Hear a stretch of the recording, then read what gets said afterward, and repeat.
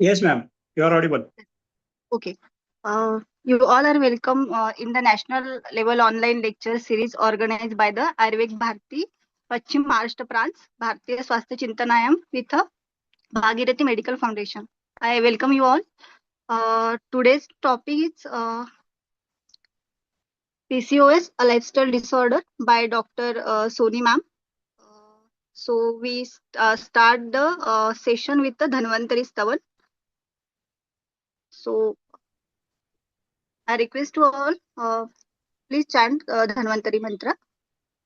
शङ्खं चक्रं जलोकान् ददतामृतं घटं चारुदोर्भिः चतुर्भिः सूक्ष्मस्वच्छान्तिरुद्यां शुकपरिविलसन मौलिमं भोजनेत्रं कालाम्बोधोज्ज्वलाङ्गं कटितटविलसस् चारुपीताम्बराढ्यं वन्दे धन्वन्तरिं तं निखिलगदवनं प्रौढदावाग्निलीलम् प्रौढ़दावाग्निलीलम।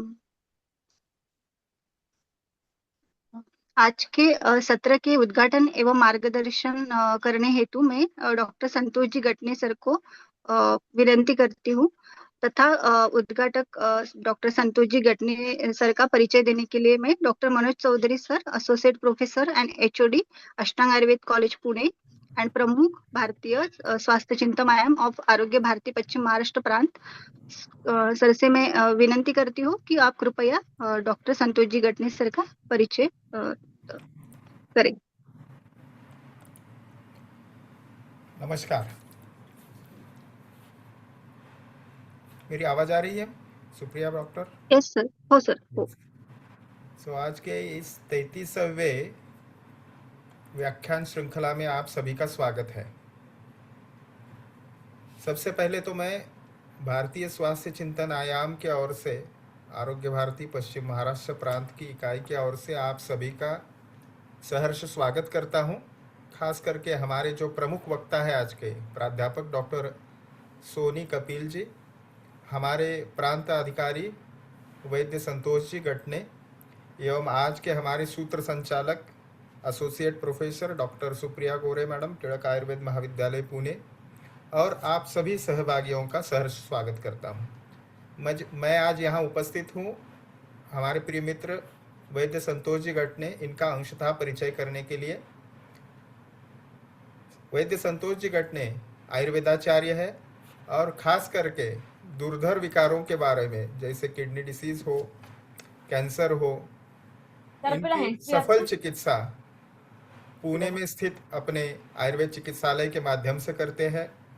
अपनी औषधियाँ खुद बनाते हैं और हमारे जैसे वैद्यों को भी वो स्वच्छ एवं शुद्धतम औषधियाँ वितरित करते हैं। आपके पास दायित्व है 2 संगठनों का।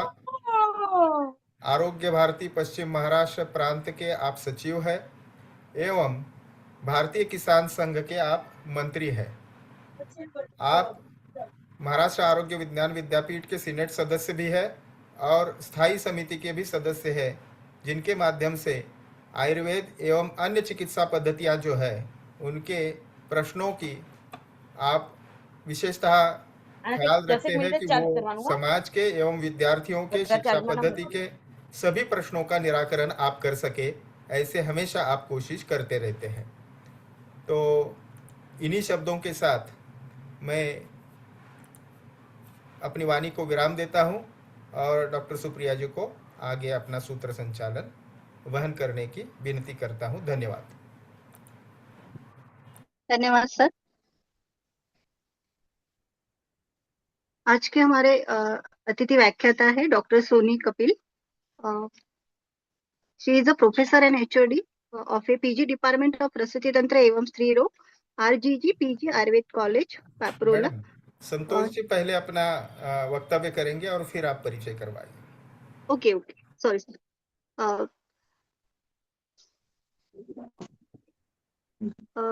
मैं संतोष जी गटने सर को विनंती करती हूँ कि वो आशीर्वचन हेतु हमें मार्गदर्शन करें। धन्यवाद।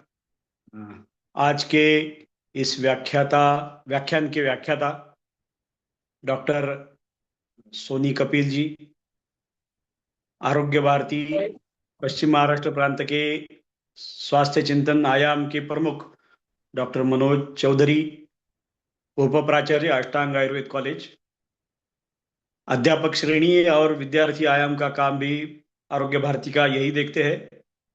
डॉक्टर देवदत्त देशमुख, डॉक्टर आनंद मादगुंडी, डॉक्टर जय आड़े, रामे गायधनी, डॉक्टर राहुल गौड़ी, डॉक्टर रेशमा कुंभारे, डॉक्टर अविनाश लबाना और आज के सूत्र संचालक डॉक्टर सुप्रिया गोरे और आयुर्वेदाभ्यसनम के इस उपक्रम के सारे कोऑर्डिनेशन टीम के सदस्य और आप सभी श्रोतागण, सभी को नमस्कार करता हूं। वंदन है आपके इस ज्ञान लालसा का भी। आज का विषय पढ़कर ही सारे, सुनकर ही सारे लोग इस व्याख्यान में जुड़े हुए हैं। आरोग्य भारती और भागीरथी मेडिकल फाउंडेशन का प्रयास यह हमेशा रहा है कि आरोग्य के विषय में जो भी समस्याएं हैं, इन सारे समस्याओं के साथ अपना एक युद्ध शुरू है और सारे विषयों के मूल में जाकर उनको दुरुस्त करना है। तो प्रतिबंधात्मक उपचार यह आरोग्य भारती का काम सबसे महत्वपूर्ण है। 25 साल पहले जब मैंने प्रैक्टिस शुरू की थी, तब लगभग 2 से 3% फीमेल्स में यह बीमारी देखने को मिलती थी।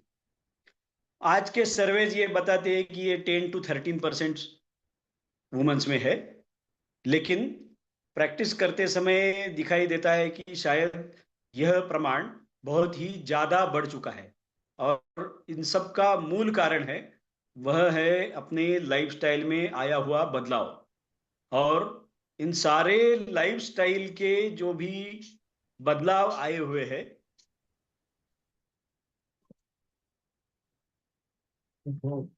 यह लाइफस्टाइल के बदलाव अचानक से तो हुए नहीं है।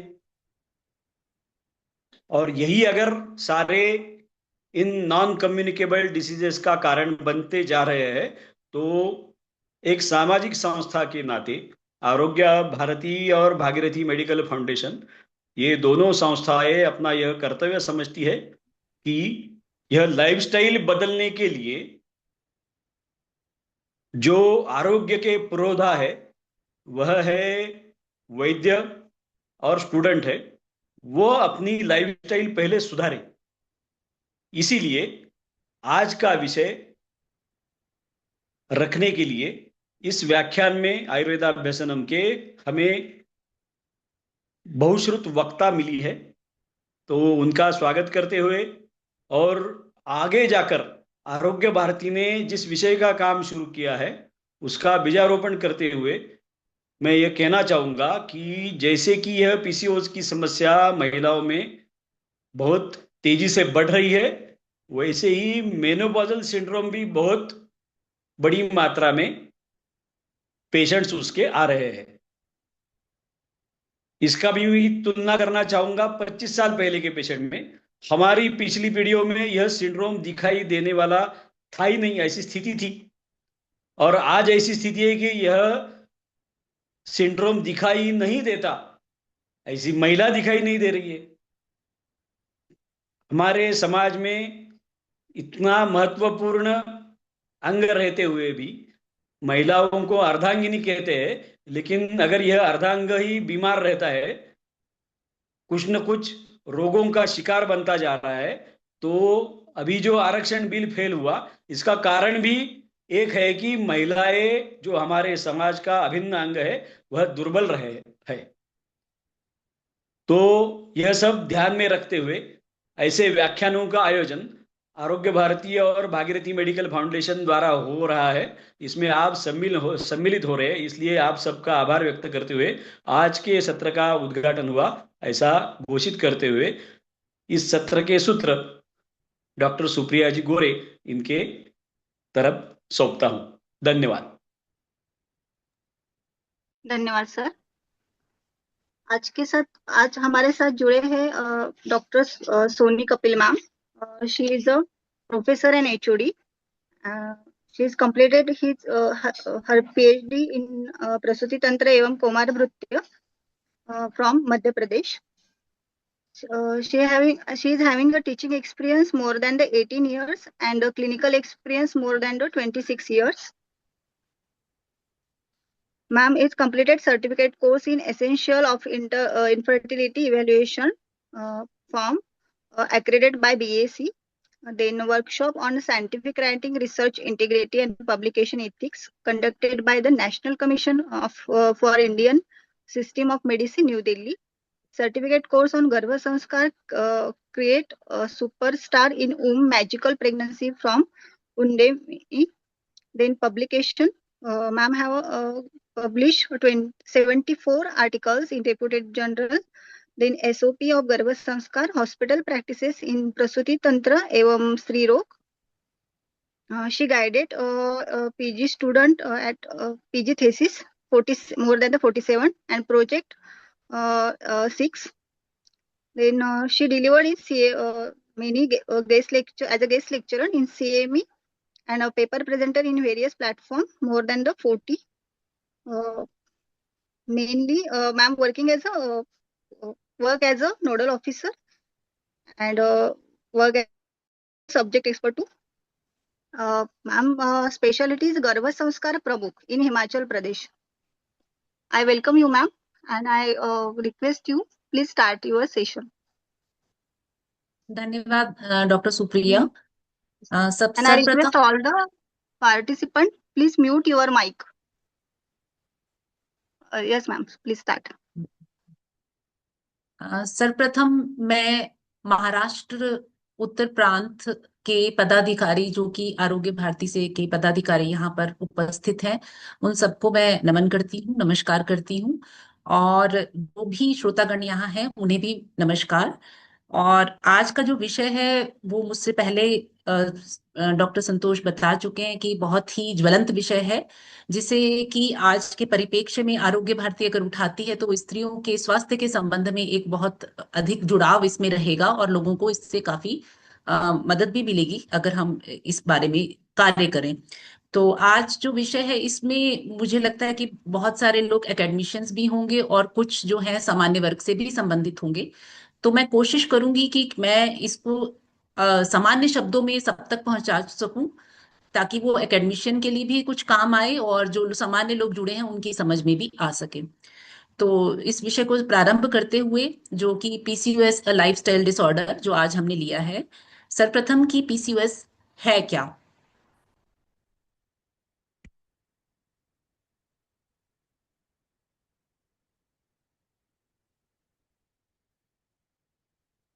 तो पॉलीसिस्टिक ओवेरियन सिंड्रोम इसका फुल फॉर्म है, जो कि एक ऐसी स्वास्थ्य से रिलेटेड जो संबंधित जो एक विषय है जो कि माहवारी को भी इफेक्ट करता है और स्त्रियों में बंध्यत्व का एक मूल कारण बनता जा रहा है, जिसकी वजह से उसके शरीर के सारे हार्मोन्स जो है वो डिस्टर्ब हो जाते हैं। शरीर में अधिक मात्रा में इंसुलिन बनना शुरू हो जाता है और इसकी वजह से अगर ये बहुत अधिक बढ़ जाता है तो स्त्री के हृदय पर, उसकी धमनियों पर इसका प्रभाव देखने को मिलता है। तो बहुत सारे जो हेल्थ डिसऑर्डर्स हैं उसका मूल कारण जो है वो पॉलीसिस्टिक ओवेरियन सिंड्रोम बन जाता है एक लेटर स्टेज में।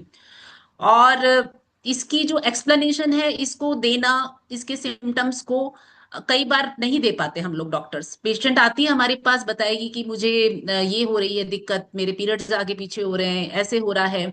और कई बार हम सीरियसली नहीं ली जाती ये चीजें, कहते कोई बात नहीं, माहवारी थोड़ी बहुत तो आगे पीछे होती रहती है। थोड़ी बहुत सिंपल दवाई देकर डॉक्टर जो कई बार भेज भी देते हैं पेशेंट को।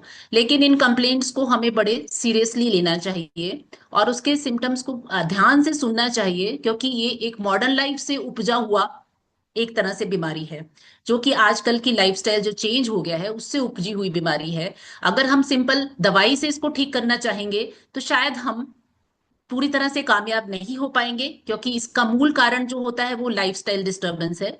जब तक हम पेशेंट के खान पान, उसके क्या वो खाती है, किस तरीके से खाती है, और किस तरह के एनवायरनमेंट में वो रह रही है, वो डेली यूज में कौन कौन से प्रोडक्ट्स यूज करती है, जिसका इफेक्ट उसके हार्मोन्स के ऊपर पड़ सकता है जो कि बॉडी में एब्जॉर्ब होते हैं। अगर हम उन सारे चीजों के बारे में जानकारी ना लेते हुए सिंपल ये देखकर कि भाई इसकी अल्ट्रासाउंड में पीसीओएस डायग्नोज हो गया, हमको ये मेडिकेशन दे देना है, पीसीओएस की एक सेट प्रिस्क्रिप्शन है वो हम दे दें तो वो ठीक हो जाएगी, तो हम ऐसा एक्सपेक्ट नहीं कर सकते। दवाई से थोड़ी देर के लिए सिम्टम्स सुप्रेस होंगे, लेकिन जब तक आप उसके मूल कारण तक, उसकी जड़ तक नहीं पहुंचेंगे, तब तक आप उस बीमारी का ठीक रूप से, सुचारू रूप से इलाज नहीं कर सकते। तो डॉक्टर्स कई बार इन कंप्लेंट्स को सीरियसली नहीं लेते, वो इतना डिटेल हिस्ट्री में नहीं जाते कि पेशेंट कैसे रह रही है, क्या खा रही है, क्या पी रही है, किस तरह के एनवायरनमेंट में रह रही है। तो इसलिए ये बहुत आवश्यक है कि उस बारे में भी अच्छे से एक्सप्लोर करके पहले उसका लाइफस्टाइल सुधारा जाए, उसके बाद मेडिकेशन काम करेगी। और कई बार तो ऐसा भी देखा गया है कि अगर हम उसकी लाइफस्टाइल सुधार दे तो पीसीओएस अपने आप रिग्रेस हो जाता है और कुछ देने की जरूरत ही नहीं पड़ती। तो इसमें है क्या पीसीओएस, इसमें इसको अब hyper androgenic persistent ovulatory dysfunction syndrome भी कहा गया है। तो इसके लिए जो एक क्राइटेरिया साइंटिफिकली फिक्स किया गया है उसको कहते हैं रोटरडम क्राइटेरिया, जिसमें क्या रहता है कि उसको ओलिगो या एन ओवुलेशन, मतलब उसका जो अंडा है वो ठीक प्रकार से नहीं बन पाता है, जिसकी वजह से उसका साइकिल डिस्टर्ब हो जाता है। क्योंकि अगर 14th डे में, जैसे 28 दिन का स्टैंडर्ड साइकिल हम मान के चलें, तो अगर 14th डे के अराउंड अबाउट अगर ओवुलेशन होता है तो उसका पीरियड टाइम पे आएगा, अदरवाइज नहीं आएगा। तो जिसकी वजह से उसको डिलेड पीरियड्स आने शुरू हो जाते हैं, कई बार 2 महीने का गैप। कई बार हमारे पास ऐसे पेशेंट्स भी आते हैं जिनको पहले ठीक आ रहे होते हैं, 3-4 महीने से उनको पीरियड ही नहीं आता। या फिर कई बार ऐसा भी होता है कि वो हॉर्मोन्स मॉडर्न प्रैक्टिशनर्स के पास जाती है तो वो हार्मोनल थेरेपी देते हैं, तो उसी से पीरियड आएगा ऐसे नहीं आएगा। कई ऐसे मरीज भी हम लोगों के पास आते हैं। दूसरा इसका क्राइटेरिया में आती है हाइपर एंड्रोजेनिज्म। तो हाइपर एंड्रोजेनिज्म मतलब कि ब्लड में मात्रा बढ़ गई है एंड्रोजन्स की, जिसकी वजह से उसको हेयर ग्रोथ शुरू हो जाएगी और फेशियल हेयर ग्रोथ उसके ज्यादा बढ़ी आपको देखने को मिलेगी। एंड अनदर सिम्टम्स जो है वो देखने को मिलते हैं, वो सिम्टोमेटिक भी हो सकता है या फिर आप ब्लड टेस्ट उसका कराएं, उसमें एंड्रोजन्स या टेस्टोस्टेरोन बढ़े हुए हों, तो उसके हिसाब से भी उसका क्राइटेरिया फिक्स किया जाता है। और थर्ड क्राइटेरिया है पॉलीसिस्टिक ओवरीज। जब अल्ट्रासाउंड हम कराते हैं, ये तो बहुत कॉमन है, उसमें एंट्रल फॉलिकल काउंट हम देख लेते हैं, तो वो अगर ज्यादा है, फॉलिकल्स बहुत सारे हो रहे हैं, लेकिन वो कोई भी एक डोमिनेंट फॉलिकल नहीं है, मल्टीपल इकट्ठे जो है वो डेवलप होते हैं, लेकिन डोमिनेंट उसमें कोई भी नहीं बन पाता जो कि ओवुलेट हो पाए। तो इस तरह की जो पिक्चर लेकर हमारे पास पेशेंट आता है, तो उसमें से इन तीनों में से अगर 2 क्राइटेरिया उसके फिक्स होते हैं तो हम उसको पीसीओडी या पीसीओएस लेवल कर देते हैं। इसकी जो है 4 से 6% महिलाओं में पूरे वर्ल्ड में हमें इसकी प्रेवलेंस देखने को मिलती है। और इसमें रेस का कोई डिफरेंस नहीं देखने को मिला कि ये ब्लैक्स में या व्हाइट्स में किस में कितनी मात्रा में है। 75% जो महिलाएं हैं उसमें जो मेजर सिम्टम उनमें रहता है वो है मेंस्ट्रुअल इरेगुलरिटी या फिर इनफर्टिलिटी। अगर आपके पास पेशेंट आएगा, जब आप पीसीओएस उसका डायग्नोज अगर बाद में निकलता है, तो उसकी मेजर कंप्लेंट जो ये लेकर आएगा कि मेरे पीरियड्स नहीं ठीक से आ रहे हैं, या फिर जब उसकी मैरिज हो जाती है फीमेल की, तो उसके बाद अगर उसको कंसेप्शन नहीं हो रही है, उसको बच्चा नहीं हो रहा है, तब वो आती है। अब ये जो बताया गया है कि 25% महिलाएं जो हैं, जो स्टडी कहती है कि उसमें पीरियड आता ही नहीं है, मेनोरिया डेवलप हो जाता है। 90% में डिलेड पीरियड्स रहते हैं। 90% में बाल फेस पे, जिसको हिर्सुटिज्म कहते हैं, वो उगने शुरू हो जाते हैं। और 33% का जो डाटा ये शो करता है स्टडी में कि इनफर्टिलिटी की कंप्लेंट से आती है, बंध्यत्व लेकर आती है। अब इसकी क्या कारण हम मान सकते हैं, तो कारण हम यही है कि hyper secretion of LH. LH जो हार्मोन है, एफएसएच और एलएच जो हमारे ओवेरियन फंक्शन को कंट्रोल करते हैं, उसमें एलएच की जो है सिक्रीशन बढ़ जाती है। इसका कारण है कि जीएनआरएच की पल्स फ्रीक्वेंसी इंक्रीज होगी, और या फिर जीएनआरएच के लिए पिट्यूटरी जो है वो सेंसिटिव हो जाएगा, और hyper insulinemic stimulation of pituitary gland रहेगा, जिसकी वजह से रहेगा ये disturbance of ovarian steroids and pituitary feedback mechanism, सब कुछ डिस्टर्ब हो जाता है। एक लेप्टिन हार्मोन है, आजकल बहुत प्रेवलेंट हो रहा है इसका कंसेप्ट भी, कि ये भी एक पार्ट प्ले करता है इसमें। तो लेप्टिन जो है वो फैट में या मसल्स में पाया जाता है। तो लेप्टिन अगर कोई फैटी वुमेन है तो उसमें लेप्टिन अगर ज्यादा होगा तो वो भी डिरेंज करेगा हार्मोन्स को। तो मेजर जो पैथोलॉजी इसमें रहती है, एलएच बढ़ जाता है और एफएसएच थोड़ा सा डिक्रीज होता है। तो रेशियो जो है वो 3:1 से अगर ज्यादा होती है, अगर हम हार्मोन के टेस्ट कराते हैं तो उसमें ये हम उसको पीसीओएस का एक साइन मान के चलते हैं। और इसमें जो जब इसकी रेशियो डिस्टर्ब होगी तो stimulation of stroma and theca sales of the ovary रहेगा, और जिसकी वजह से फॉलिकुलर मेचुरेशन जो है वो डिक्रीज होगी। मल्टीपल फॉलिकल ग्रो करेंगे लेकिन मेच्योर नहीं हो पाएंगे, और जब वो मेच्योर नहीं होंगे तो ओवुलेशन नहीं होगा, क्रॉनिक एनोवुलेशन की कंप्लेंट रहेगी। और जब स्टिमुलेशन स्ट्रोमा सेल्स की होगी तो ओवेरियन एंड्रोजन की प्रोडक्शन बढ़ जाएगी, जिसकी वजह से there is decrease in cyclic estrogen. Estrogen जो है वो साइक्लिक कम होगा और एंड्रोजन जो है वो एक्सेस में रहेगा। तो एड्रीनल एंड्रोजन की प्रोडक्शन भी इस कंडीशन में बढ़ जाती है। और एक्स्ट्रा ग्लैंडुलर, जब ज्यादा एंड्रोजन बढ़ जाता है तो वो एडिपोज टिश्यू या जो फैट टिश्यू में जाकर जो है उसकी एरोमेटाइजेशन होती है, जिसकी वजह से ए साइक्लिक ईस्ट्रोजन बढ़ जाता है। साइक्लिक ईस्ट्रोजन कम होगा, ए साइक्लिक बढ़ जाएगा, और जब वो बढ़ जाएगा तो वो फर्दर जो है वो एफएसएच को सुप्रेस करेगा और एलएच एफएसएच रेशियो जो है वो डिस्टर्ब हो जाएगी, जो कि हार्मोनल प्रोफाइल जो डिस्टर्ब होता है उसका ये साइकिल है। टेक्निकल लोग समझ पाएंगे इसको आराम से। तो मेजर कारण जो है वो ओबेसिटी रहता है इसमें, क्योंकि जो ओबीस पेशेंट्स हैं हम जानते हैं कि वो एनआईडीडीएम जो कि नॉन इंसुलिन डिपेंडेंट डायबिटीज है उसके लिए भी प्रोन होते हैं। तो सेम थिंग यहाँ पर है कि ओबीज अगर फीमेल रहेगी, एक्टिविटी कम होगी उसकी फिजिकल, तो इंसुलिन रेजिस्टेंस उसमें बढ़ जाएगा, जिसकी वजह से हाइपर इंसुलिनिमिक स्टेट होगी, बॉडी में इंसुलिन बढ़ जाएगा।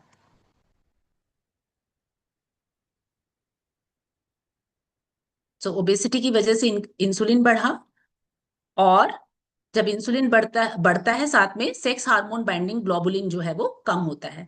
तो और दूसरा इंक्रीज जो है इंसुलिन ग्रोथ फैक्टर 1 हो जाता है उस कंडीशन में, जिसकी वजह से 5 अल्फा रिडक्टेज एक्टिविटी जो है वो स्टिमुलेट होती है, और फ्री टेस्टोस्टेरोन लेवल बढ़ जाता है, जिसकी वजह से हाइपर एंड्रोजेनीमिया कॉज होता है। अब इसके सिंपली क्या सिम्टम्स रहते हैं, पेशेंट क्या आपको कंप्लेन करेगा या आपको क्या देखने को मिलेगा, सिम्टम्स क्या रहेंगे। तो मेजर जो सिम्टम है मैं पहले ही बता चुकी हूँ रोटरडम क्राइटेरिया में कि मेंस्ट्रुअल डिसफंक्शन इसमें जो मेजर रहता है, मेंसेस में इरेगुलरिटी वो किसी भी तरह की मिल सकती है। डिलेड पीरियड आ सकते हैं, एक्सेसिव भी आ सकते हैं, कम मात्रा में भी आ सकते हैं, और अगर डिले आकर कई बार मेनोरेजिया भी रहता है, बहुत देर तक पीरियड भी चलता रहता है। लेकिन मैक्सिमम केसेस में जो हमारी ऑब्जर्वेशन रहती है कि पीरियड भी डिलेड आएगा और क्वांटिटी भी कम होगी और कम दिनों के लिए आएगा। इस तरह का पैटर्न अगर ओबीस पीसीओएस है तो उस कंडीशन में ज्यादा देखने को मिलता है। और एंड्रोजन का लेवल बढ़ा होगा, उसके सिम्टम्स भी दिखेंगे, जैसे कि हिर्सुटिज्म हो गया, एंडोक्राइन सारे डिस्फंक्शन हो जाएंगे, जैसे अभी पीछे बताया ही मैंने कि हार्मोन सारे डिस्टर्ब हैं, इंसुलिन रेजिस्टेंस बॉडी में हो जाएगा, तो ग्लूकोज टॉलरेंस कम हो जाएगी, और जिसकी वजह से टाइप 2 डायबिटीज के लिए भी ये वुमेन जो है वो प्रोन होती है। लेटर ऑन स्टेजेस में उनमें डायबिटीज डेवलप होने के भी बहुत ज्यादा चांसेस रहते हैं, और सब क्लिनिकल तो रहती ही है। डिसलिपिडीमिया हो जाएगा, फैट्स के जो लेवल हैं वो बढ़ जाएंगे, ओबेसिटी जो रहेगी मेजर इसमें, एंडोमेट्रियल नियोप्लाजिया तक के चांसेस हैं, क्योंकि ईस्ट्रोजन जो लेवल है इसमें बढ़ा रहता है, वो एंडोमेट्रियम पे एक्ट करता है, जिसकी वजह से वहां पर कैंसर बनने के भी चांसेस रहते हैं। और अगर वो वुमेन किसी तरीके से इंडक्शन करवाकर ओवुलेशन करके अगर प्रेग्नेंट हो भी जाती है, अगर उसका हार्मोनल प्रोफाइल हम पहले सही नहीं करते हैं तो प्रेगनेंसी पे भी उसका इम्पैक्ट आता है, और प्रेगनेंसी लॉस के चांसेस या कॉम्प्लिकेशंस जो हैं प्रेगनेंसी में उसमें ज्यादा होती हैं एज कम्पेयर टू जो एक हेल्दी वुमेन है। तो ये इसके साइन सिम्टम्स हैं। अब क्लिनिकल फीचर्स मैंने आपको बता ही दी कि मेंस्ट्रुअल डिसऑर्डर में हर तरह का पैटर्न मिलता है, amenorrhea, oligo, irregular bleeding, metrorrhagia, सब तरह का पैटर्न। ओबेसिटी, एंड्रोजेनाइजेशन में हिर्सुटिज्म, एक्ने, ऑयली स्किन, तो बहुत ज्यादा पिंपल्स रहते हैं, स्किन बहुत ऑयली होती है क्योंकि फैट का क्वांटिटी बहुत बढ़ गई होती है, और ओवुलेशन ना होने के कारण या इनफ्रीक्वेंट ओवुलेशन के कारण इनफर्टिलिटी भी रहती है। तो ये पिक्चर है एक पॉलिसिस्टिक ओवरीज की, कि किस तरह से सिस्ट दिख रही हैं। सेकंड पिक्चर में ऊपर नॉर्मल ओवरी की पिक्चर है। ये अल्ट्रासोनोग्राफिकली कैसी दिखती है, जिसमें फ्लूइड फिल्ड स्पेसेस दिख रही हैं, ये सारी मल्टीपल सिस्ट्स हैं जो कि पेरिफेरल पैटर्न में लगी हुई हैं। ये उसका ओवरी जब हमने किसी केस में हुई होगी ओवेरेक्टमी तो उसमें ये सिस्टिक आपको सारा दिख रहा है इसमें। एक सिम्टम ये भी होता है हाइपर इंसुलिनीमिया का कि एकेंथोसिस नाइग्रिकेंस। अगर इस टाइप की पिक्चर भी देखने को मिले तो एकदम से अलर्ट हो जाना चाहिए कि कहीं हम पीसीओएस के शिकार तो नहीं हो रहे, जिसमें कि फोल्ड्स में आपको ब्लैकनिंग मिलेगी अपने बॉडी के, जैसे नेक और नेप ऑफ नेक पे ज्यादा ये डार्क जो है साइंस मिलते हैं। तो इस टाइप से हो और साथ में बहुत सारे पिंपल्स हो रहे हो तो भी थोड़ा सा सोचना चाहिए, अलोंग विद मेंस्ट्रुअल इरेगुलरिटीज। अब इसमें जो यूजली इन्वेस्टिगेशंस एडवाइस की जाती हैं, सोनोग्राफी से तो हो ही जाता है। LHFSH लेवल भी मैंने बता दिया, ग्रेटर देन 3:1 है। और रिवर्सिबल ईस्ट्राडियोल ईस्ट्रोन रेशो रहती है, क्योंकि यूजली जो हेल्दी ईस्ट्रोजन है वो ईस्ट्राडियोल है, और ईस्ट्रोन जो है वो फैट में कन्वर्ट होकर जब ईस्ट्रोजन बनता है तो उसको ईस्ट्रोन रहता है। तो वो रेशो भी डिस्टर्ब होती है, क्योंकि फैटी होने के कारण ईस्ट्रोन बढ़ जाएगा एज कम्पेयर टू हेल्दी जो साइक्लिक ईस्ट्रोजन है जिसको ईस्ट्राडियोल कहते हैं उसमें। Sex hormone binding globulin level भी रिड्यूस हो जाएगा। जो सेक्स हार्मोन बाइंडिंग ग्लोबुलिन है वो क्या करता है कि जो भी हार्मोन्स हैं उनको बाइंड करके रखता है, फ्री फॉर्म में नहीं रखता, क्योंकि एक्टिव हार्मोन वही होता है जो फ्री फॉर्म में होता है। जब इसका लेवल कम होगा तो फ्री लेवल जो है वो बढ़ जाएगा टेस्टोस्टेरोन का, जिसकी वजह से चेंजेस आते हैं टारगेट ऑर्गन्स में। सो एंड्रोस्टेंडियोन भी बढ़ जाएगा, सीरम टेस्टोस्टेरोन बढ़ जाएगा। फास्टिंग इंसुलिन कराएंगे वो भी ग्रेटर देन 25 मिली इंटरनेशनल यूनिट पर ml रहेगी, और फास्टिंग ग्लूकोज और फास्टिंग इंसुलिन रेशो भी लेस देन 4.5 होगा। लेप्रोस्कोपिकली यूजली तो हम पीसीओएस में नहीं एडवाइज करते कि लेप्रोस्कोपी कराएं, लेकिन कई बार क्या होता है जब पेशेंट इनफर्टिलिटी के साथ आता है तो उस कंडीशन में हम लोग कई बार डॉक्टर एडवाइज करता है कि लेप्रोस्कोपिकली और भी कोई पैथोलॉजी, आजकल एंडोमेट्रियोसिस बहुत कॉमन कॉज बनता जा रहा है इनफर्टिलिटी का, तो उस कंडीशन को डिटेक्ट करने के लिए जो है गोल्ड स्टैंडर्ड है लेप्रोस्कोपी। तो एक्सीडेंटली कई बार जो है उसमें आपको देखने को मिल जाएंगे बायलेटरल पॉलिसिस्टिक ओवरीज, तो वो भी रहता है। अब हम जो हमारा मेजर फैक्टर है जिसके बारे में मैंने शुरुआत में ही बात करी कि हमें मेडिकल मैनेजमेंट से ज्यादा जरूरी है कि हम प्रिवेंटिव एस्पेक्ट को ज्यादा लेकर चलें। तो उसमें जो हम आजकल की लाइफस्टाइल में हम देख रहे हैं कि हम बहुत सारी चीजों में बहुत सारे केमिकल्स जो हैं वो हमारी बॉडी में ना चाहते हुए भी घुस जाते हैं। तो जैसे कि अगर हम प्लास्टिक की चीजें यूज करते हैं तो उसमें बिस्फिनॉल ए, BPA मिलता है, या DDT डायोक्सिन्स कॉस्मेटिक्स में मिलते हैं, डिटर्जेंट्स जो हम यूज करते हैं उसमें भी मिलते हैं इस तरह के प्रोडक्ट्स। तो ये जो केमिकल्स हैं ये जो बॉडी में जाकर बाइंड कर जाते हैं तो वो हमारे हार्मोनल सिस्टम को डिस्टर्ब कर देते हैं।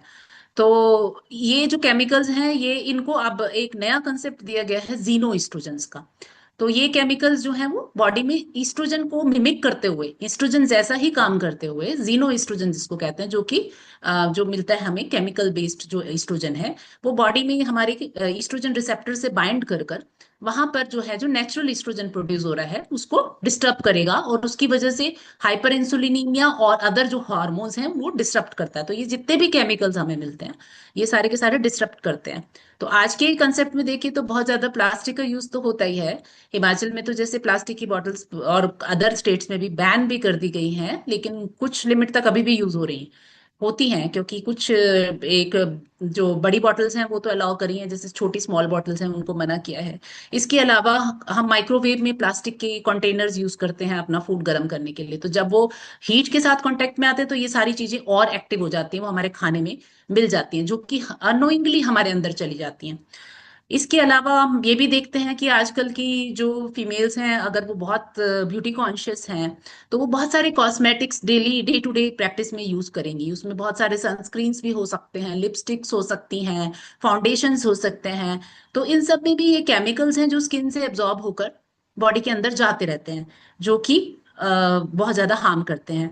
अब कोई डिटर्जेंट्स तो हम लोग डेली यूज में करते ही हैं, तो वो भी जो कुछ चीजें अनअवॉइडेबल हैं, जैसे कि टॉयलेट क्लीनर्स हैं या फ्लोर क्लीनर्स हैं, वो भी अगर हमारे स्किन से बहुत ज्यादा लंबे समय तक टच होते हैं तो वो भी जो है वो हार्म कॉज करते हैं। तो ये केमिकल्स जो हैं ये हार्मोनल डिस्टरप्टर्स हैं। तो सबसे पहले हमें इनसे इनका अब हम पूरी तरह से इनको अपनी जिंदगी से नहीं निकाल पाएंगे, ये तो पॉसिबल नहीं है। तो बेटर है कि पहले जो भी कुछ भी यूज करना है उसकी लिमिटेड क्वांटिटी में यूज करें, और प्लास्टिक्स तो हम हटा ही सकते हैं। माइक्रोवेव में फूड गर्म करना है तो ग्लास कंटेनर में भी हो जाता है, तो उसके लिए ग्लास कंटेनर्स को प्रेफर करें। प्लास्टिक्स के कंटेनर्स में खाना या फिर जो वो कप्स आते हैं जो कागज के बने होते हैं, उसको हार्डन करने के लिए भी जो है केमिकल्स यूज होते हैं। तो वो उन कप्स में गर्म चीजों को लेना, खासकर गर्म चीजें ज्यादा नुकसानदायक होती हैं अगर उस ऐसे प्लास्टिक के कांटेक्ट में आएंगी तो वो ज्यादा लेके जाएगी। और हमने ये भी देखा है कि छोटे छोटे माइक्रो पार्टिकल्स भी ब्लड में मिले हैं प्लास्टिक्स के कांस्टेंट यूज प्लास्टिक करने से। तो इन सब का नुकसान है और ये जो है मेजर फैक्टर है। तो इसको जितना अवॉइड किया जा सके या जितना अपनी अपनी लाइफ से हटाया जा सके वो देखना है। तो कईयों का वर्क ही ऐसा होता है। अब कोई फैशन इंडस्ट्री में है, वो पीसीओएस से कंप्लेंट करके आती है, तो आपको ये देखना है कि उसके cosmetic products may be the responsible factor. तो उसको भी आपको समझाना पड़ेगा। तो इसलिए उससे बात करना, और वो डेली लाइफ में क्या क्या यूज करती, किस तरह का लाइफस्टाइल करती है, प्रेफर करती है, उसको देखना बहुत इंपॉर्टेंट है। अब खाने की बात करें तो खाने में शुगर्स, ग्लूटेन और शुगर या वाइट ब्रेड, आजकल तो है कि नाश्ते में फटाफट ब्रेड ही खा ली और चलते हुए, तो ये जो है बॉडी में इन्फ्लेमेशन कॉज करते हैं। और आजकल इन्फ्लेमेशन का बहुत बड़ा कंसेप्ट है कि इन्फ्लेमेशन की वजह से बहुत डिजीजेस हो रही हैं। तो ये जो भी प्रोडक्ट्स, अगर हम शुगर ज्यादा यूज करेंगे अपने उसमें, तो वो भी बॉडी में इन्फ्लेमेशन कॉज करेगी और जिसकी वजह से ओबेसिटी भी आएगी। और वो बॉडी में स्ट्रेस करके एड्रीनल ग्लैंड्स को भी इफेक्ट करेगी हमारे, जिसकी वजह से ज्यादा टेस्टोस्टेरोन या और हार्मोन्स डिस्ट्रप्शन रहेंगे। तो अब शुगर जो है वो अगर आप जो ये इक्शू रस जो हमारा नेचुरल है वो करें, प्रोसेस्ड शुगर्स जो हैं उनको अवॉइड करें। क्योंकि ऐसा तो नहीं हम कहते कि शुगर बिल्कुल कट कर दें लाइफ से, थोड़ी बहुत तो लेनी पड़ेगी। तो उसको उस हिसाब से एडजस्ट करना है कि हेल्दी कौन सी है, हम उसको प्रेफर करें एज कम्पेयर टू जो रिफाइंड शुगर्स मिलती हैं मार्केट में, उससे उस तरह से हम उसको चेंज कर सकते हैं और उसकी क्वांटिटी कर्टेल करें, जितनी रिक्वायर्ड मात्रा में चाहिए उससे कम से कम उसका प्रयोग किया जाए। स्ट्रेस, स्ट्रेस तो आजकल की लाइफ का एक, जिसको कह सकते हैं कि अनिवार्य अंग बहुत सारे लोगों का बन के रह गया है। तो स्ट्रेस जो है एक मेजर फैक्टर है हर एक बीमारी का आजकल के परिप्रेक्ष्य में। तो उसमें पीसीओएस भी अछूती नहीं है, पीसीओएस के कारण का भी वो बनता है। तो इसमें जो है कॉर्टिसोल लेवल जो है वो इंक्रीज होगा और जिसकी वजह से क्या होगा, एड्रीनल ग्लैंड अधिक मात्रा में कॉर्टिसोल प्रोड्यूस करेगा, तो वो वाइटल न्यूट्रिएंट्स ज्यादा वहां कंजप्शन होगी। और थायराइड जो है वो इस थायराइड के फंक्शन जो है वो डिस्टर्ब हो जाएंगे इसको मैनेज करने के स्ट्रेस के चक्कर में। तो जिसकी वजह से थायराइड डिसफंक्शन हो जाए। तो थायराइड डिसफंक्शन होगा तो आप हार्मोन सारे के सारे डिस्टर्ब हो जाएंगे, मेंस्ट्रुअल इरेगुलरिटीज होगी और अल्टीमेटली धीरे धीरे पेशेंट जो है वो पीसीओएस में भी लैंड कर जाएगी। अब प्रिजर्वेटिव्स और एडिटिव्स, आजकल के बच्चों का लाइफस्टाइल यही है कि रात में स्टडी करेंगे, खासकर आईटी सेक्टर के जो आपने देखे होंगे, नए नए बच्चे जल्दी अपनी ग्रेजुएशन करके कंपनीज में लग जाते हैं। और कोई फॉरेन बेस्ड कंपनीज भी होती हैं जिसमें उनको रात में काम करना है, दिन में सोना है। और जब रात में वो जगते हैं तो वो भूख लगती है, उस टाइम पे खाने का समय तो होता नहीं। तो वो जो है ये एडिटिव्स और प्रिजर्वेटिव्स वाले जो है, जो भी जैसे जोमेटो से कर दिया और बहुत सारे आजकल एप्स चले हैं जिसके थ्रू फटाफट खाना आ जाता है। इवन मैंने तो ये भी नोटिस किया है कि जो हम इंडियन फूड भी मंगाते हैं, हम बच्चों को कह तो देते हैं कि इंडियन खाओ, लेकिन जो इंडियन फूड भी हम बच्चे मंगाते हैं उसमें भी कुछ ऐसे एडिटिव्स या टेस्टनर वो लोग डालते हैं अपनी बिक्री बढ़ाने के लिए, जिसकी वजह से जो है उनका हार्मोनल डिस्ट्रप्शन होता है। तो वो एडिक्ट हो जाते हैं। अभी मैंने किसी से बात करी, वो कहते हैं कि वो उस दुकान की बिरयानी बहुत अच्छी है, बहुत अच्छी है, और एक बार खा लो तो मन करता है कि बार बार खाओ, बार बार खाओ। ऐसा उसमें क्या डल गया जो बच्चे इतने ज्यादा उसके लिए, सबको अपनी बिक्री करनी है, तो वो केमिकल्स इंडियन फूड में भी मिलाकर दे रहे हैं आजकल। तो जिसकी वजह से बच्चे को उसकी लत लग जाएगी कि मुझे वही खाना है। और जो भी पैकेज फूड आ रहा है, जैसे चिप्स आ रहे हैं या कुछ और आ रहा है, और बहुत सारे आते हैं हमारे पास प्रोडक्ट्स, जैसे अब नाम तो नहीं लूंगी किसी कंपनी का मैं, तो वो भी है। उसमें जो है फूड को पहले बहुत ज्यादा माइक्रो पार्टिकल्स में उसको ग्राइंड कर लिया जाता है, उसके बाद उसको उस रूप में शेप दी जाती है। तो क्या होता है कि वो पहले ही ग्राइंडेड होता है, जो कि हमारी आंतों ने उसका पाचन करना है। जो हम नेचुरल फूड लेते हैं वो हमारी आंतें उसको, अपना इंटरनल सिस्टम उसको ब्रेक डाउन करता है, उसके बाद जो है वो धीरे धीरे डाइजेस्ट होगा। तो आपको एक फुलनेस महसूस होगी कि आप जब उसको डाइजेस्ट करेंगे अपनी बॉडी में। जब वो ऑलरेडी जो है वो पहले ही उसको माइक्रो पार्टिकल्स में कन्वर्ट करके दोबारा फूड का शेप दिया है, तो वो उसको डाइजेस्ट करने के लिए बॉडी को एफर्ट ही नहीं करना पड़ता, वो तुरंत अंदर जाते ही डाइजेस्ट हो जाता है और भूख दोबारा से लगनी शुरू हो जाती है। तो ऐसे फूड्स हैं जो माइक्रो प्रोसेस्ड हैं, वो आप जितना मर्जी खा लें, आपको आपको लगेगा ही नहीं कि आपका पेट भरा है।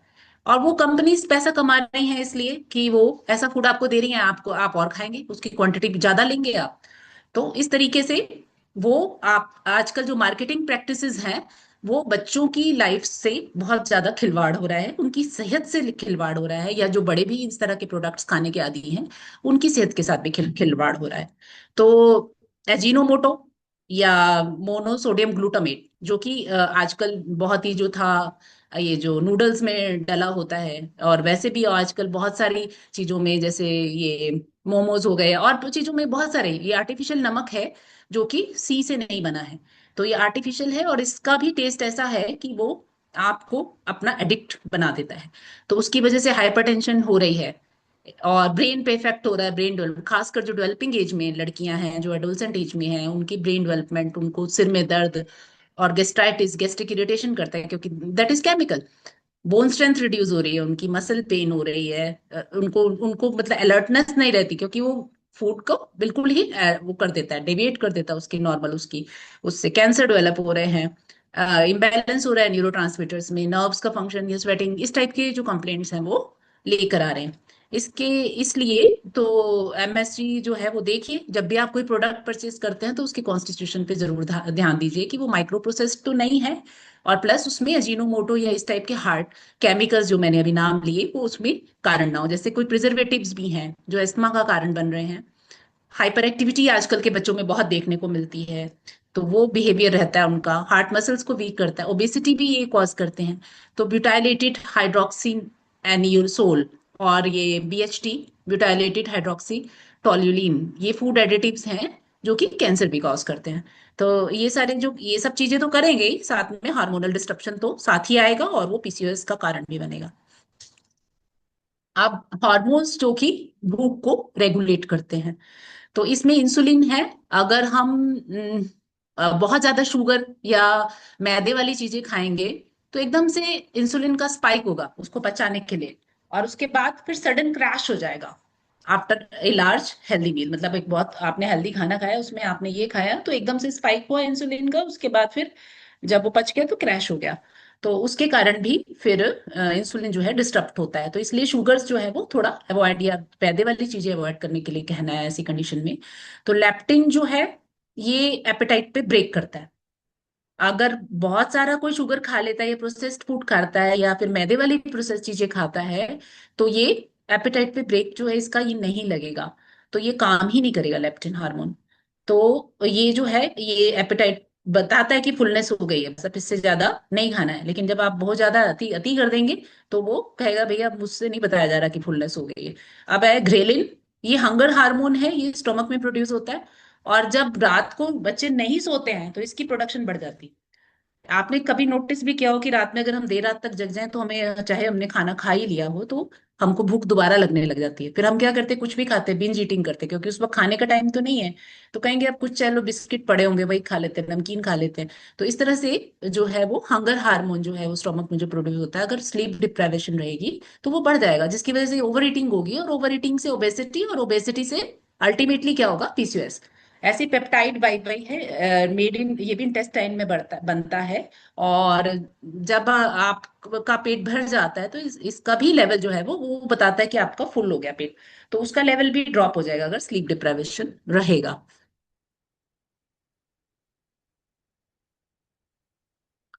अब आयुर्वेदिक रिव्यू या आयुर्वेद में हम इसे क्या लेके चलेंगे, तो उसमें कुछ योनि व्यापत हैं, जैसे बंध्या है, अरजस्का है। अब इसमें ज्यादा मैं टेक्निकल में शायद नहीं जाऊं तो अच्छा है। तो लोहित श्या है, और ग्रंथिभूत आर्तव दुष्टि को भी कोरिलेट करते हैं, क्षीण आर्तव दुष्टि को, आर्तव क्षय को भी, नष्ट आर्तव अनार्तव को भी, या पुष्पग्नि, क्योंकि ये एक पीसीओएस एक सिंड्रोम है। तो सिंड्रोम हम वो कहते हैं जिसमें कि बहुत सारे डिजीजेस कॉम्प्लेक्स रहता है इसमें। तो ये किसी एक व्याधि के साथ हम इसको रिलेट नहीं कर सकते। और और जो हमारी जो आयुर्वेदिक ग्रंथ हैं वो भी जिस तरह से बताते हैं, वो सिम्टोमेटिक जो है डिजीजेस बताई गई हैं, जो भी बताए गए हैं, व्यापक बताए गए हैं, तो उनको उन जिन जिन में हमें इसके लक्षण देखने को मिलते हैं उस हिसाब से हम इसको कोरिलेशन बना सकते हैं। तो अगर इसका हम अगर कारण ढूंढे तो मिथ्याचार, abnormal diet and mode of life, that is the major reason, जिसको मैंने बहुत डिटेल में अभी डिस्कस किया। प्रदुष्टेन आर्तवेन, या फिर आर्तव की एबनॉर्मेलिटीज, मेंस्ट्रुअल डिसऑर्डर्स जो हैं वो भी हैं इसके लिए। बीज दोष जेनेटिकली, तो आजकल ये भी है कंसेप्ट कि आजकल जेनेटिक से चेंज हो रही है। ये पीसीओएस जो डिजीज है वो जेनेटिकली इनहेरिटेड भी मानने जाने लगी है, क्योंकि अगर फैमिली में भी देखा गया है, सिबलिंग्स में भी देखा गया है इसका आपस में, और आगे भी फैल जाती है आगे जनरेशन में। तो अगर लाइफस्टाइल आप ठीक रखें तो अगली जनरेशन्स को भी आप प्रोटेक्ट कर रहे हैं इस डिजीज से। और अभी तक पूरी तरह से ये पता भी नहीं है कि ये इसके पीछे ट्रिगरिंग फैक्टर्स तो हम लोग एलिसिट करते हैं, लेकिन एटियोलॉजी पूरी तरह से क्लियर इसकी आज भी नहीं है।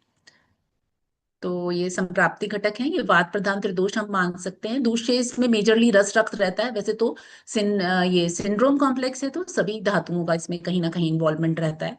स्रोतस जो है वो आर्तव्य रहेगा। अग्नि मंदाग्नि, स्रोतो दुष्टि संग विमागमन ले सकते हैं, व्याधि मार्ग अभ्यंतर रोग मार्ग। और प्रत्यात्म लक्षण जो है इसका वो अनार्तव और क्षीणार्तव है जो दिखता है। तो संप्राप्ति अगर हम आयुर्वेद के हिसाब से मान के चलें तो अगर निदान सेवन जैसे हमने ले ही लिया, मिथ्या आहार विहार, प्रदुष्टिन आत्मन बीज दोष दैव, जो कि सभी योनि व्यापदों के कारण हैं, तो वो इसके भी रहेंगे। तो उसके कारण अगर हम माने की बात प्रकोप हो रहा है तो वो आर्तव स्रोतो मार्ग अवरोध कॉज करेगा, जिसकी वजह से आर्तव से अगर हम ओवम लें तो वो एनोवुलेशन को शो करता है कि उसमें ओवम नहीं बनता ठीक तरीके से।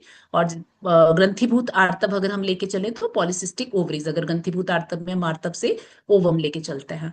और इनफर्टिलिटी भी होगी अगर एनोवुलेशन है, अगर बीज ठीक से नहीं बनेगा तो वो बंध्यत्व का कारण भी रहेगा। और आर्तव को अगर हम मेंस्ट्रुअल ब्लड या माहवारी में जो ब्लड आता है उससे मान के चले तो उसके चैनल्स में अवरोध होने के कारण जो है वो एमेनोरिया, ओलिगो या नष्ट आर्तव की जो है कंडीशन डेवलप होगी। और अपान वायु जो मेजर है इसमें फैक्टर रहता है, उसका विशेषण रहता है, उसका कारण जो है अपान वायु जो है उसका प्रतिलोम गमन होगा और वो समान वायु को भी करेगी दुष्ट। और अग्नि मानदेय होगा, धात्वग्नि मानदेय होगा फिर, जिसकी वजह से मेदो दुष्टि, मेदो रोग या ओबेसिटी रहेगी। या फिर एबनॉर्मल लिपिड प्रोफाइल जो इसमें देखना पड़ता है उसको भी हम इससे कोरिलेट कर सकते हैं। और धात्वाग्नि मानदेय से रस दुष्टि भी रहेगी, जिससे रस से अगर हम हार्मोन्स लेते हैं तो अल्टर्ड पल्सिलिटी, जीएनआरएच की एलएचएफएसएच रेशियो जो डिस्टर्ब रहती है, या ऑल हार्मोन डिस्टर्बेंसेस जो रहते हैं वो भी कारण बनते हैं पॉलिसिस्टिक ओवेरियन सिंड्रोम का। और वात पित्त प्रकोप लेकर चलते हैं तो ये रक्त विषय जो वात पित्त प्रकोप है वो रक्त को योनि में प्रदुष्ट करेगा, जिससे कि क्षीणार्तव या दुष्टि और रजस का लोहित शेया, मतलब जो कम आर्तव जिसमें आता है उस कंडीशन डेवलप हो सकती है अगर इसका प्रकोप रहता है। तो इस तरीके से हम इसको आयुर्वेद के परिप्रेक्ष्य में समझ सकते हैं।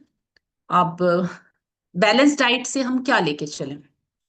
यावदत्यसेन शीतम अनुपहत्य प्रकृतिर यथा कालम जराम गच्छति तावदस्य मात्रा प्रमाणम विदितव्यम भवति।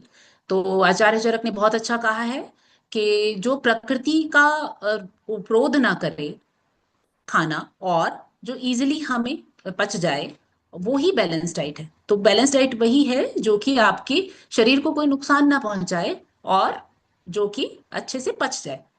और तच नित्यम प्रयुंजीत स्वास्थ्यम ये न वर्तते अजातानाम विकाराणाम अन उत्पत्ति करम चयत। तो फर्दर उसको एक्सप्लेन करके बैलेंस डाइट के बारे में बताते हैं कि बैलेंस डाइट जो वो हेल्थ को मेंटेन करने के लिए काम आती है और रोगों को शरीर में नहीं आने देती। तो रोगों का जो मेजर कारण है वो आहार वैषम्य भी एक मेजर कारण है, जिसको मैंने बहुत डिटेल में पहले बता लिया कि आज के परिप्रेक्ष्य में हम आहार वैषम्य से क्या समझें। अब ईटिंग एटिकेट्स बोले गए हैं हमारे शास्त्रों में, अगर हम वही सिखा दें लोगों को कि एक बैलेंस डाइट लेनी चाहिए जिसमें कि फिजिकल हेल्थ भी रहे इंडिविजुअल की और उसकी मानसिक स्वास्थ्य भी मेंटेन रहे, क्योंकि स्ट्रेस और आहार जो कुछ ठीक से नहीं लिया जाता यही मेजर कारण है पीसीओएस के। तो तो एटिकेट्स जो हैं वो बहुत सारे हमारे बताए गए हैं कि कैसे लेना चाहिए खाना, उसके बारे में हमें उन्हें हम जानकारी दे सकते हैं कि कैसे खाना लेना है। माइंडफुल ईटिंग करनी है जो कि हेल्थ को मेंटेन करे। तो माइंडफुल ईटिंग से हम क्या समझेंगे कि हम फोकस्ड रहे, फूड क्या ले रहे हैं हम उसके टेस्ट को फील करें और बॉडी के सिग्नल को समझें कि कब हमें भूख लग रही है और कब हमारा पेट भर गया है।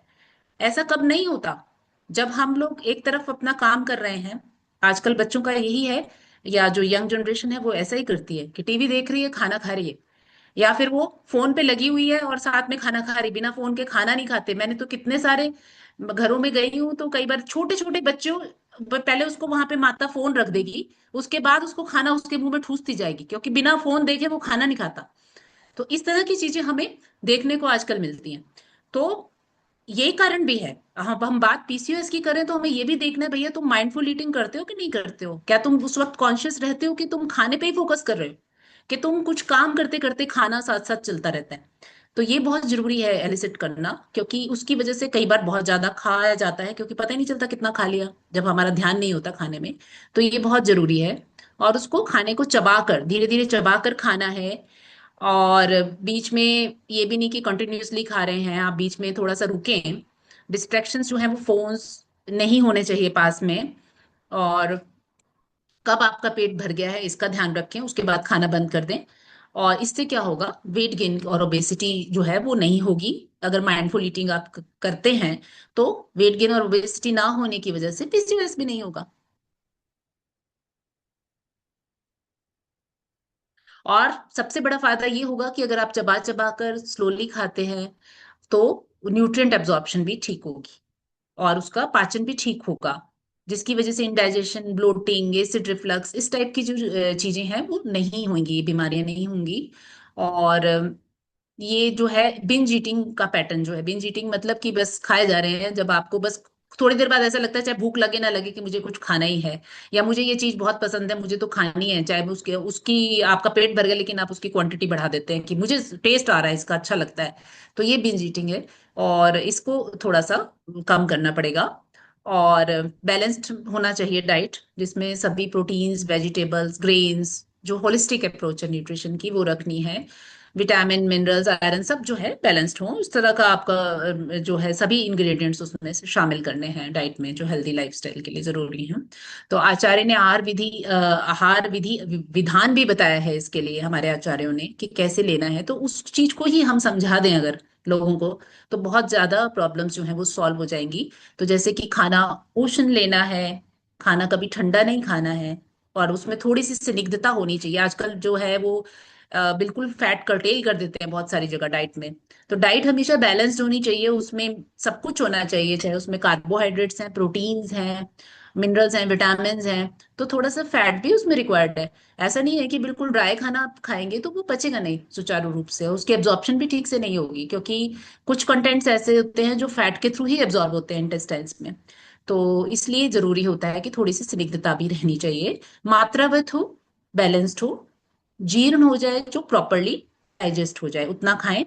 और वीर्य अविरुद्ध हो, कि वीर्य के बारे में बहुत अच्छा लिखा है कि वीर्य अविरुद्ध होना चाहिए, कि ठंडा गर्म नहीं मिलाना है, इक्वल क्वांटिटी में मधु और घृत का सेवन नहीं करना। ऐसे बहुत सारे हमारे पास रेफरेंसेस हैं जो कि हम बता सकते हैं।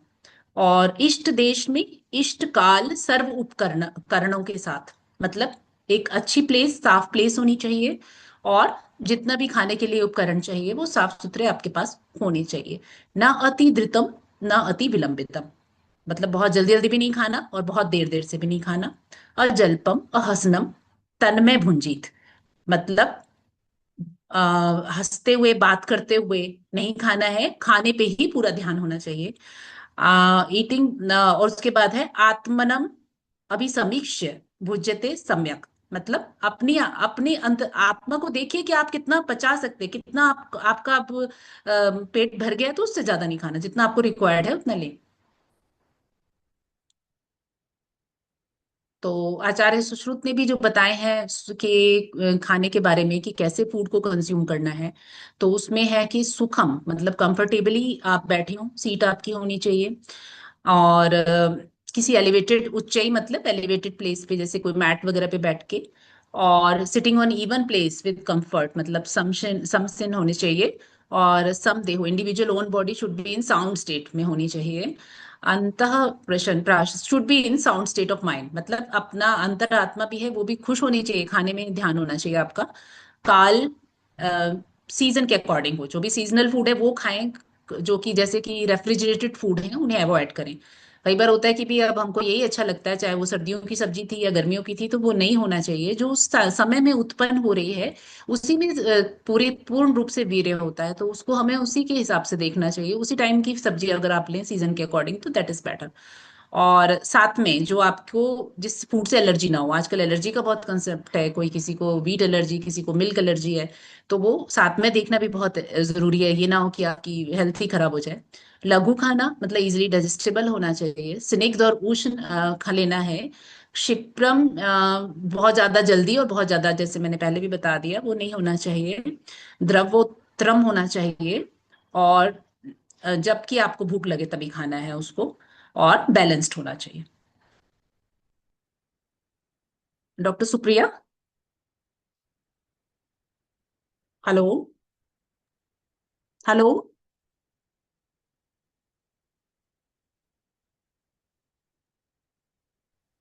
यस मैम, क्या समस्या है? मैं ये जानना चाह रही हूँ सर, समय कितना है उसके अकॉर्डिंग मैं अ, करती हूँ। है मैम, ऑल समय है अभी, 8:30 तक बताया गया है। अच्छा कोई नहीं, मैं चलूँ, कोई दिक्कत तो नहीं है ना? ठीक है। नहीं मैम, नहीं। ठीक है। आयुर्वेदिक मैनेजमेंट पे हम आते हैं, तो उसमें मेजर हमारा जो डाइट पे फोकस रहेगा कि उसमें हमें पेशेंट को क्या देना है। तो लो ग्लाइसेमिक इंडेक्स फूड, मैंने जैसे बता ही दिया कि बहुत ज्यादा उसमें फैट्स और कार्ब नहीं हो। बैलेंस डाइट पहले हम डिस्कस कर चुके हैं। और उनकी जो है वो कार्बोहाइड्रेट्स लेने भी हैं, तो उसको डिवाइडेड पोर्शन में लेना है। और पानी अधिक लेना है। कैफीन मतलब कॉफी का प्रयोग जो है वो कम करें। और ट्रांसफैट्स या जो रेड मीट है, ये कुछ प्रोडक्ट्स हैं जो कि नहीं लेने हैं। मोनो अनसेचुरेटेड फैट जैसे वो लेने चाहिए हमको, जिसमें कैनोला ऑयल, ऑलिव ऑयल आ जाता है, फ्लैक्स सीड, ज्योतिषी के बीजों का तेल, नट्स, ऐसे ऐसे हार्ट फ्रेंडली जो है फैट है वो यूज करें, मोनो अनसेचुरेटेड। और जो व्यायाम का है इसमें बहुत अधिक रोल है। अगर एक्सरसाइज करेंगे तो बॉडी स्वस्थ रहेगी। ये जरूरी नहीं है कि बहुत ओबीज है तो उसे ही एक्सरसाइज करनी है। एक्सरसाइज तो सभी को करनी है, ताकि बॉडी जो है वो पूरी रेगुलेट रहे। और फ्रूट्स और वेजिटेबल्स जो है ज्यादा लेने हैं। आजकल कंसेप्ट है पीसीओएस में कि हमें जब हम प्रिस्क्रिप्शन देते हैं तो उसमें मायो आइनोस्टोल, डी कायरो आइनोस्टोल, ये जो है आजकल का नया विटामिन आ गया है, B8 कहते हैं इसको। इसके इसकी प्रोडक्ट, इसका जो है बहुत मार्केटिंग हो रही है आजकल, कि ये जो है ओवुलेशन को इंड्यूस करता है और पीसीओएस के जो इंसुलिन का लेवल है उसको डाउन लेके आता है। तो इसलिए इसको हर प्रिस्क्रिप्शन में ऐड आजकल हम लोग करते ही करते हैं। तो इसका जो हम कुछ जो फूड प्रोडक्ट्स के थ्रू हम कैसे बता सकते हैं कि ये जो विटामिन B8 जिसको आजकल बोल रहे हैं वो कैसे चला जाए। तो जो नॉन वेजिटेरियन है वो मीट एग में रहता है, ये फ्रूट सोर्सेज में ऑरेंजेस या फिर peach, pears, potassium rich food like banana, इसको हम कह सकते हैं। होल ग्रेन्स में रहता है। लेग्यूम स्प्राउट्स जैसे शिमला मिर्च हो गई, टमाटर हो गए, आलू, एस्पेरागस, ग्रीन लीफी वेजिटेबल्स, और नट्स या सीड्स में भी आता है। तो ये डाइट में अगर हम शामिल करें, क्योंकि यूजुअली हम ऐसी चीजें लेते हैं लेकिन कोई रेगुलर उसमें नहीं होता। तो जब डाइट चार्ट देना है आपने, तो ये चीजें उसमें ऐड कर देनी रेगुलर बेसिस में से। कभी कोई एक चीज जैसे फ्रूट सोर्स से कर दी, कभी उसमें आपने उसको ग्रीन लीफी वेजिटेबल का कोई ऐसा सोर्स बता दिया, या ड्राई फ्रूट्स उसमें ऐड कर दिए। तो वो नेचुरल वे में ये जो विटामिन है वो अंदर बॉडी में जाता रहेगा। विटामिन D का भी पीसीओएस में बहुत रोल है आजकल, क्योंकि ये फॉलिकुलर डेवलपमेंट में करता है हेल्प, और AMH सिग्नलिंग को भी अल्टर करता है। FSH सेंसिटिविटी, प्रोजेस्टेरोन प्रोडक्शन का भी ध्यान में रखता है, और ग्लूकोज को मेंटेन करके रखता है ब्लड में। और ये जो पैनक्रिएटिक बीटा सेल्स हैं उसमें विटामिन D रिसेप्टर भी पाए गए हैं। तो विटामिन D डेफिशिएंसी जो है वो आजकल माना जाता है कि पीसीओएस का मेजर कॉज बनती जा रही है। अगर इसका कंसंट्रेशन लेस देन 20 नैनोग्राम/ml है, तो विटामिन D सप्लीमेंटेशन भी हमें करना है। तो विटामिन D का तो सोर्स मेजरली या तो मेडिसिन से रहता है या फिर वही है सन, क्योंकि आजकल निकलते नहीं लोग बाहर, तो वो भी है कि जो थोड़ा सा सूरज के कांटेक्ट में आना भी जरूरी है। तो योग आसन जो पीसीओएस के लिए हैं वो हम बता सकते हैं, जैसे कपालभाति, अनुलोम विलोम, उज्जयी, शवासन। स्ट्रेस अगर एक मेजर रीजन आपको नजर आता है पेशेंट की हिस्ट्री लेने से, तो उसको शवासन बता सकते हैं। इसके अलावा सर्वांगासन, मत्स्य आसन, अर्ध मत्स्य आसन, पश्चिमोत्तासन, सूर्य नमस्कार, उष्ट्रासन, या बैकवर्ड बेंडिंग, जितने भी आसन रहते हैं वो अगर हम बताएंगे तो वो पीसीओएस में हेल्पफुल होते हैं। पंचकर्म थेरेपी, तो पंचकर्म मैं थेरेपी पोर्शन पे नहीं जाऊंगी। पंचकर्म सिर्फ थेरेपी नहीं होता, वो स्वस्थ रहने का भी एक स्वास्थ्य की मेंटेनेंस के लिए भी जो ऋतु अनुसार पंचकर्म बताया गया है, अगर उसका भी प्रयोग लोग करें रेगुलर बेसिस पे, चाहे उसमें से आज के परिप्रेक्ष्य में जैसा कि बिजी रहते हैं सब लोग और थोड़ा सा ये डिफिकल्ट होता है प्रोसीजर, जो स्नेहपान होता है, कई बार नहीं सब पेशेंट्स पूरे प्रॉपरली कर पाते और बहुत जल्दी जल्दी कराना भी संभव नहीं होता। तो इसमें से जो प्रोसीजर ऋतु के अनुसार अगर साल में एक बार भी वो करवा लेती है, जैसे कि अगर वमन है, जो वमन की जो है वो बसंत ऋतु में या उस हिसाब से कराए, या विरेचन जैसे बताए, तो वो ऋतु अनुसार पंचकर्म स्पेशलिस्ट की उसकी सहायता से अगर संशोधन भी करवाते हैं तो उससे भी पीसीओएस में बहुत इफेक्ट। हम लोग तो ट्रीटमेंट पोर्शन से बात करें तो मेरे तो अपने रिसर्च वर्क बहुत सारे हो गए जिसमें मैंने वमन पे भी, विरेचन पे भी, और प्लस बस्ती पे और नस से सभी कुछ ट्राई करके देखा है पेशेंट्स पे। तो बहुत अच्छा और सस्टेनेबल रिजल्ट रहता है अगर वो अपना लाइफस्टाइल दोबारा खराब नहीं करती। लाइफस्टाइल मैनेजमेंट के साथ साथ अगर हम पंचकर्म थेरेपी को भी प्रमोट करें तो वो पीसीओएस पे बहुत अच्छे रिजल्ट हैं। और बाकी वही है, ये पंचकर्म आ गया इसमें। हर्बल मैनेजमेंट में एनोवल्यूशन में मल्टीपल सिस्ट बनती हैं तो वो कांचनार गुग्गुल या फिर ये पाठा त्रयोशुन वृक्षक और पाठा त्रिकंटक या वृक्षक में से कुछ इनकी ड्रग्स का प्रयोग करते हैं। कैस्टर ऑयल के पैक 4 दिन हफ्ते में 1 घंटे के लिए 6 महीने तक करें अगर हम लोअर एब्डोमेन पर, तो उसका भी फर्क पड़ता है। और कुछ हर्बल मैनेजमेंट्स भी हैं जो कि किचन में ही कई बार हमें चीजें मिल जाती हैं, उनका प्रयोग आजकल फेन्यूग्रीक का बहुत प्रयोग हो रहा है, जिसको मेथी दाना कहते हैं। मेथी दाना की बहुत सारी कमर्शलाइजेशन हो रही है पीसीओएस में। उसको माया इंस्टॉल और डी कैरो इंस्टॉल के साथ फेन्यूग्रीक एक्सट्रैक्ट के साथ जो है कैप्सूल्स बन के आ रहे हैं, जो कि हम पेशेंट को देते हैं, उसके रिजल्ट्स भी मिलते हैं। तो अगर हम डाइट में ही उसको बता दें कि सब चीजें लेनी है आपने, मेथी दाना भिगो कर रात में भिगो दे, सुबह उसको मथ कर ले लें, या फिर त्रिकटु त्रिफला का प्रयोग करें, कड़वी सौंफ का या उसका प्रयोग करें, गुग्गुल का प्रयोग कर लें, अशोक चूर्ण का, दशमूल, अश्वगंधा, शतावरी, शतपुष्पा, लहसुन, योगराज, गुग्गुल, ये सब तो चलो ट्रीटमेंट पोर्शन में आ गया। लेकिन जो घर में जो है वो मेथी का प्रयोग आप उसको बता सकते हैं। और जो एंड्रोजन्स का बढ़ जाता है तो उसमें मुंडी चूर्ण का रिजल्ट बहुत अच्छा देखा गया है। एलोए वेरा की पल्प है या एलोए के जो प्रोडक्ट्स हैं वो भी यूज किए जा सकते हैं। तो जो ये जो हाइपो एंड्रोजन बढ़ जाते हैं जिसमें ये बहुत सारे पिंपल्स और ये प्लस फेशियल हेयर वगैरह ग्रो करते हैं, तो उसमें गोरखमुंडी के चूर्ण को लेने से, या फिर दालचीनी जो है उसका, उसको सुबह जो हर्बल टी लेते हैं उसमें दालचीनी डालकर भी उसका प्रयोग जो है वो भी एंड्रोजन का लेवल कम करती है पीसीओएस में।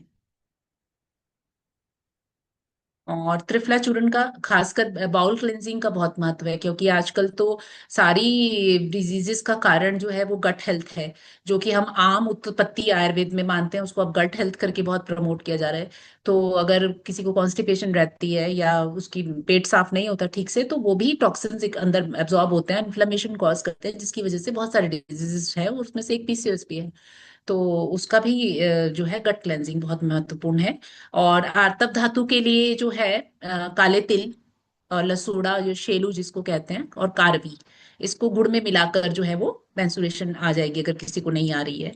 इसके अलावा ज्योतिषमती, स्वर्जिका क्षार और मस्टर्ड जो राजिका है या बच्चा, इनकी स्टेम बाक या ऑफ आसन, विजय सार का बहुत रोल है, इसको भी 3 दिन तक देने से मेंस्ट्रुएशन आने का हमारे शास्त्रों में मेंशन है ये, और हम यूज भी करते हैं, पेशेंट्स को बताते भी हैं।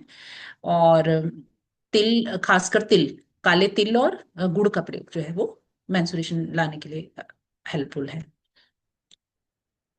अब यही जो मैंने बताया, दालचीनी जो है वो लेनी है, और नीम, बिल्व और तुलसी, ये इंसुलिन लेवल को रिड्यूस करती हैं। अगर 21 पत्तियां इसकी सुबह ले ली जाएं पेस्ट बना के, जो कि घर में ही मिल जाती हैं, तो वो भी हम बता सकते हैं पेशेंट को कि आप ये करेंगे तो आपका हेल्पफुल होगा। या फिर वही मेथी दाने को भिगोकर, और या फिर करेला, करेले का प्रयोग बढ़ा सकते हैं। गुड़ माड़ जो है वो भी फास्टिंग शुगर को कम करता है, इंसुलिन रेजिस्टेंस कम करता है, तो इसका प्रयोग कर सकते हैं। और इंसुलिन सेंसिटिविटी बढ़ाने के लिए सबसे अच्छा तरीका है एक्सरसाइज। तो एक्सरसाइज किसी भी तरीका की हो, और अगर डिपेंड करता है कि सैर तो कर ही सकता है हर कोई, और योगासन भी अगर नहीं उसको प्रैक्टिस है तो सिंपल योगासन से लेकर उसको धीरे धीरे प्रैक्टिस किया जा सकता है। और नहीं तो आजकल बच्चे प्रेफर करते हैं जिम जाना, या जैसे भी प्रेफर करें, पर एक वे एक्सरसाइज का जो उनके लिए सूटेबल है वो बताना बहुत जरूरी है। तो स्ट्रेस मैनेजमेंट भी है एक कारण। तो स्ट्रेस मैनेजमेंट के लिए जैसे हम अश्वगंधा, जटामांसी, ब्राह्मी, दशमूल, इसका प्रयोग बता सकते हैं। इनफर्टिलिटी के लिए तो अलग ही ट्रीटमेंट रहेगा, उसमें फलघृत, बृहत, शतावरी। अब ये मैनेजमेंट पोर्शन आ गया, तो शायद मैं इसको ना लूं, क्योंकि हम लोग प्रिवेंटिव एस्पेक्ट पे काम करते हैं। धन्यवाद, धन्यवाद सुप्रिया जी। धन्यवाद मैम। आज की इस प्रभावशाली व्याख्यान देने के लिए मैं मैम को धन्यवाद देना चाहती हूँ कि उन्होंने PCOS as a lifestyle modification, how to diagnose the PCOS and the PCOD in present era, causative factors which is responsible for that, and the different diagnosis in Ayurveda, Samprapti Ghatak, then the lifestyle management and the treatment along with yoga therapy। तो सभी विभिन्न पहलुओं से ma'am ने आज हमें उनके विचार आज हमारे साथ उन्होंने साझा किए हैं, तथा जीवन शैली प्रबंधन और जागरूकता पर आपके विचार ने वास्तव में हमें सभी को लाभान्वित किया है। मैं आपको धन्यवाद देती हूँ मैम। और कृपया मैं सभी श्रोतागण से विनंती करती हूँ कि अगर आपके कोई क्वेश्चन हो तो आप अभी मैम से पूछ सकते हैं।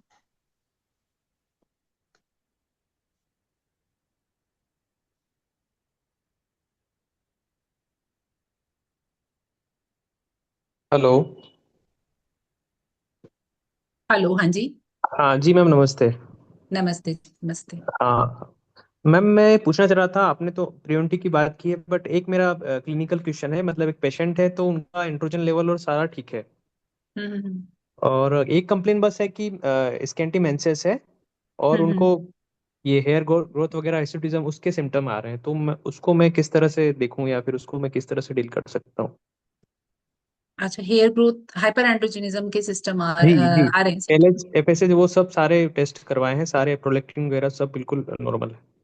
अच्छा, अच्छा। हाँ, अच्छा, स्कैंटी मेंसेस उनका कंप्लेन है। अच्छा।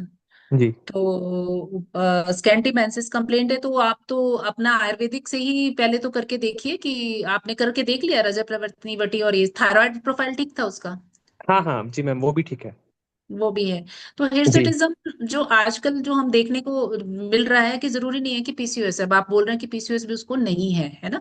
जी जो जी, आपका मतलब कहने ये का सारा पर्पस प्रोफाइल ये तो उनका बिल्कुल जी, जो हम बिल्कुल जनरल नॉर्मल है। हाँ। हाँ, लेकिन सिंपल हिर्सुटिज्म है। तो जी वो उसके पीछे कई कारण होते हैं। आजकल हम कॉस्मेटिक्स यूज करते हैं, तो वो लोकली भी एक्ट करते हैं। जैसे कि पहले फैम ब्लीच आती होती थी बहुत ज्यादा, अगर फीमेल है वो, तो फैम ब्लीच आती थी, तो उसके कारण भी हेयर ग्रोथ होती है, वो सेंसिटिव हो जाते हैं। वो केमिकल्स भी कहीं ना कहीं रोल प्ले करते हैं उसमें। तो फाइन। अगर एक बार वो टर्मिनल हेयर बन गए, तो उसको फिर रिवर्स करना मुश्किल है। लेकिन आप उसको हेयर ग्रोथ को कम करने के लिए, जैसे मैंने कुछ बताया, या आपको सिंपल मुंडी चूर्ण का इफेक्ट बताया, या जो ये तो आप डाइट में फर्दर उसके लिए दे सकते हैं।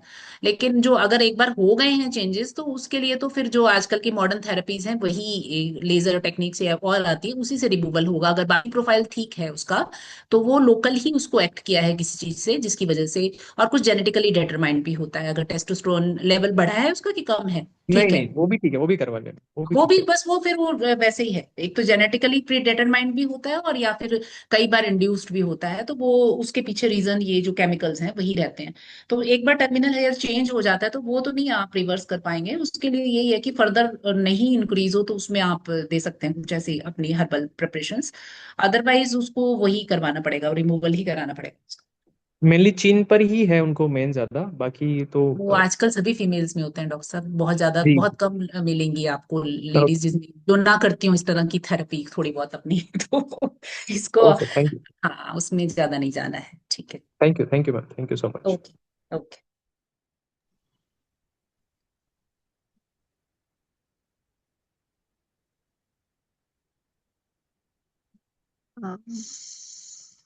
ओके। और किसी को क्वेश्चन करना है तो कर सकते हैं।